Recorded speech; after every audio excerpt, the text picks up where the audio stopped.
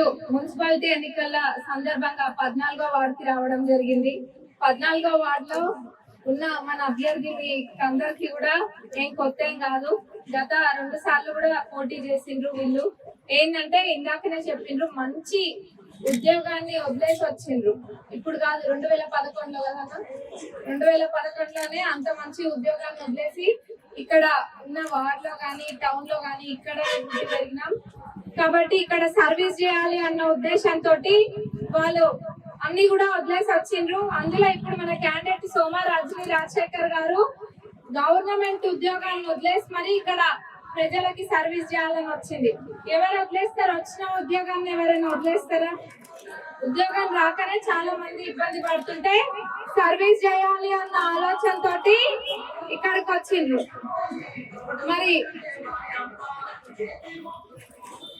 మరి అట్లాంటి వాళ్ళకి మీరు అందరూ కూడా అండగా ఉండాలి. ఏదో 2 సార్లు ప్రజల కోసం ఎంత చేసినా గానీ మేము గెలవలే కదా అని వదిలేసి వెళ్ళిపోలే వాళ్ళు. పోయినా సరే వాళ్ళు గెలిచినట్టు. ఎందుకంటే మాజీ మంత్రి గారే వచ్చి ఈ వార్డులో కూర్చొని వాళ్ళని ఎన్ని ఇబ్బందులు పెట్టినా గానీ 25 ఓట్లతోటే వాళ్ళు ఓడిపోయిందంటే అప్పుడే వాళ్ళు నెగ్గినట్టు.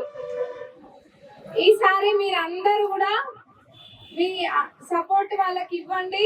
ఏ అభివృద్ధి పనులు ఉన్నా కానీ తప్పకుండా మొదటి ప్రాధాన్యత ఇక్కడ ఇస్తాము. చేపించే బాధ్యత నాది.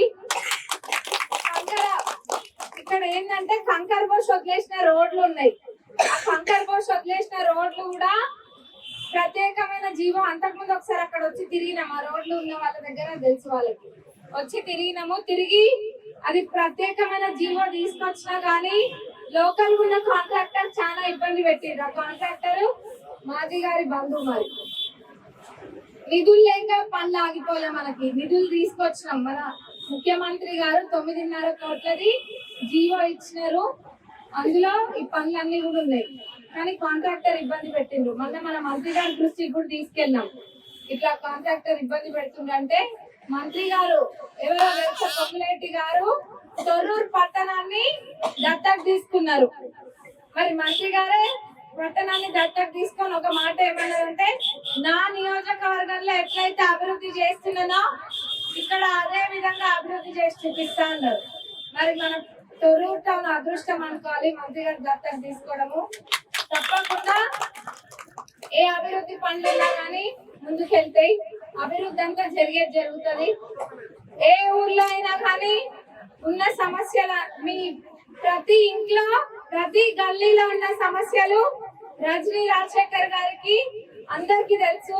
కాబట్టి మీకు ఏ సమస్య ఉన్నా కానీ వాళ్ళు మీకు తోడుండి తప్పకుండా అవన్నీ తీర్చడంలో ముందుంటారు. మన ప్రభుత్వ పథకాలు అయితే మీకు అందరికి తెలిసిన విషయమే. 200 యూనిట్ల కరెంట్ ఫ్రీ వస్తుంది. అట్లనే మహిళలందరూ బస్ లో ఉచితంగా ప్రయాణిస్తున్నారు. సన్న బియ్యం ఎమ్మెల్యే ఎలక్షన్లు అప్పుడు చెప్పలే, కానీ ఉన్నోళ్ళకి లేనోళ్ళకి తినే తిండి కాడ ఏం తేడా ఉంటది అని చెప్పి ఈరోజు ఇస్తే అందరూ కూడా తృప్తి వండుకొని తింటున్నారు. రేషన్ కార్డులు కూడా గత 10 సంవత్సరాలు ఎవరికి రేషన్ కార్డులు ఇవ్వలేదు. వాళ్ళు అప్పుడు ఇచ్చింది మన ప్రభుత్వంలోనే, ఇప్పుడు ఇస్తుంది కూడా మన ప్రభుత్వంలోనే. ఇంకా ప్రభుత్వ పథకాలు ఎన్నో ఉన్నాయి. ఆరోగ్యశ్రీ కూడా అప్పుడు ఇచ్చింది మన ప్రభుత్వంలోనే, కాంగ్రెస్ ప్రభుత్వంలోనే, రాజశేఖర రెడ్డి గారు ఉన్నప్పుడు. మళ్ళా ఇప్పుడు ఇస్తుంది కూడా మన ప్రభుత్వం నుంచే. ఆరోగ్యశ్రీ పరిమితిని 5 లక్షల నుంచి 10 లక్షలకు పెంచడం జరిగింది. ఇంకా సీఎంఆర్ఎఫ్ కళ్యాణ లక్ష్మి అయితే ఎవరే పార్టీ అని చూడట్లే, ఎవరు అర్హులని చూసిస్తున్నాం.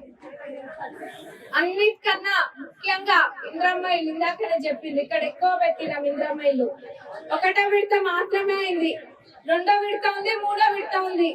తప్పకుండా అర్హులైన ప్రతి పేద వాళ్ళకి ఇల్లు పెట్టించే బాధ్యత నాది, పెట్టిస్తాం.